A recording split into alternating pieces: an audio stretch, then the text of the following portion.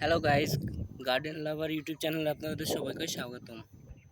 তো আজকে ভিডিওর মুখ্য বিষয় সেটা হচ্ছে যে আমি আপনাদেরকে অনেক দিন আগে বলেছিলাম এই গাছটা আমি সেল করতে চাচ্ছি।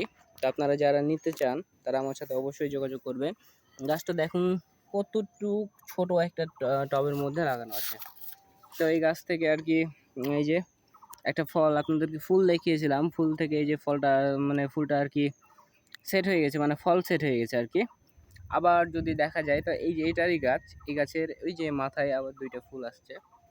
তো দেখা যাক এই দুইটা ফুলের মধ্যে কয়টা টিকছে বা কি হচ্ছে, আমি আপনাদেরকে অবশ্যই আপডেট জানাবো।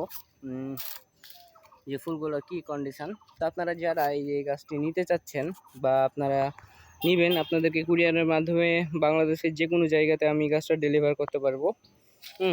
তো আপনারা যারা গাছটা নেবেন তারা আমার সাথে অবশ্যই যোগাযোগ করবেন। এগুলো সব নতুন গাছ, এগুলো এখানে যেগুলো আছে সব নতুন গাছ। ওই সাইডে আর কি পুরাতন গাছগুলো আছে, আপনারা দেখতে পাচ্ছেন কতটুকু জানি না। তো এটার জন্য আমি এটার মূল্য রাখবো আপনাদের জন্য 500 টাকা।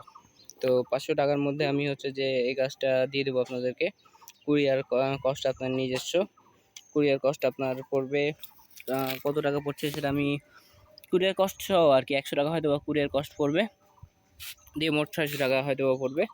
তো খুব স্বল্প দামে আমি গাছটা দেবো। আপনারা অবশ্যই এই সিজনে এই যে এই গাছটা থেকে আপনারা ফল হারভেস্ট করতে পারবেন। এই যে ফল সেট হয়ে আছে, এই ফল সেট হওয়া অবস্থায় আমি আপনাদেরকে গাছটা আর কি দিব।